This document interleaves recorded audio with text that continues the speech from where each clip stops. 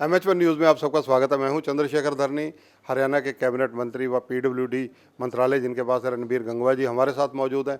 गंगवा जी, जिस प्रकार से दिल्ली के चुनावों ने अब दस्तक दे दी है, हरियाणा के मंत्रियों की भी निस्संदेह वहाँ ड्यूटियाँ लगेंगी।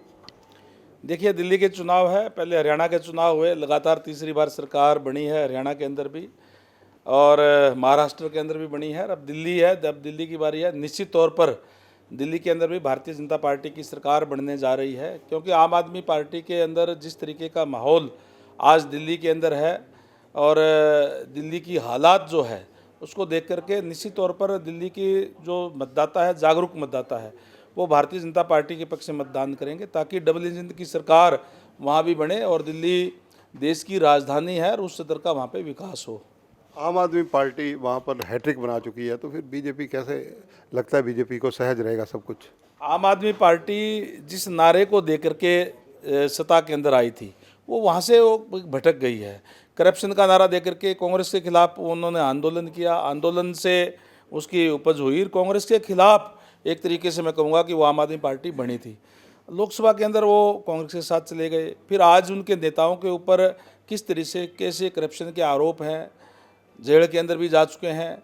तो इस दिन सारी चीज़ों को देख करके दिल्ली की जनता अपने आप को ठगा सा महसूस कर रही है और आने वाले चुनाव के अंदर निश्चित तौर पर पूर्ण बहुमत की सरकार भारतीय जनता पार्टी की दिल्ली में बनने जा रही है। हरियाणा में जिस प्रकार से मुख्यमंत्री नायब सिंह सैनी की वर्किंग लगातार मोबाइल की तरह की बनी हुई है कि सुबह फरीदाबाद, दोपहर को पानीपत और शाम को पंचकुला, इस तरह की वर्किंग एक दिन में अलग अलग कोनों पर नज़र आते हैं।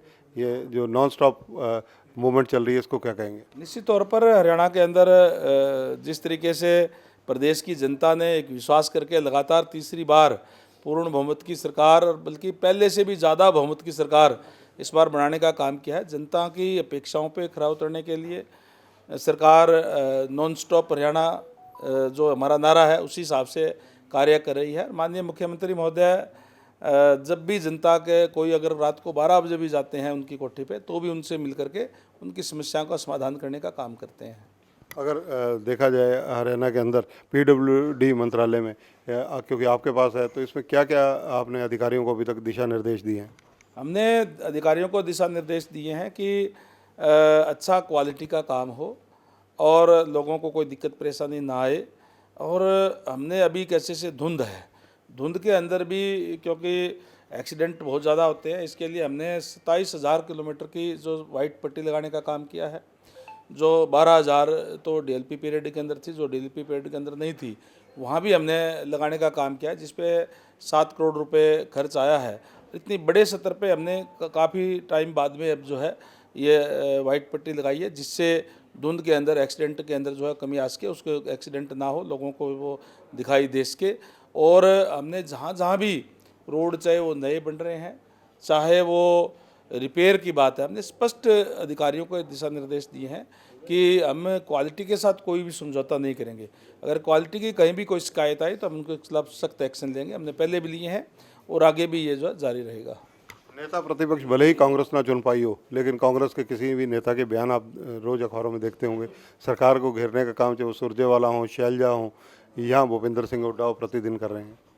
जो राजनीतिक पार्टियां बयान देती है उस पर कितना असर उसका है, कितनी उनमें सच्चाई है, ये डिसाइड प्रजातंत्र के अंदर जनता करती है। जनता ने भी दिखा दिया आपके सामने, पूर्ण बहुमत की सरकार भारतीय जनता पार्टी की बनाई है। केवल और केवल आरोप लगाना आज एक फैशन सा बन गया है कि हम विरोधी हैं इसलिए हमें कोई विरोध करना है। अगर सरकार कोई अच्छा काम करेगी तो जनता देख रही है, जनता को सब पता है। धन्यवाद। तो ये हैं रणबीर गंगवा, जो हरियाणा सरकार में मंत्री हैं। कई राजनीतिक विषयों पर इन्होंने चर्चा की। कैमरामैन जितेंद्र हंस के साथ चंद्रशेखर धरनी, MH1 न्यूज़, चंडीगढ़।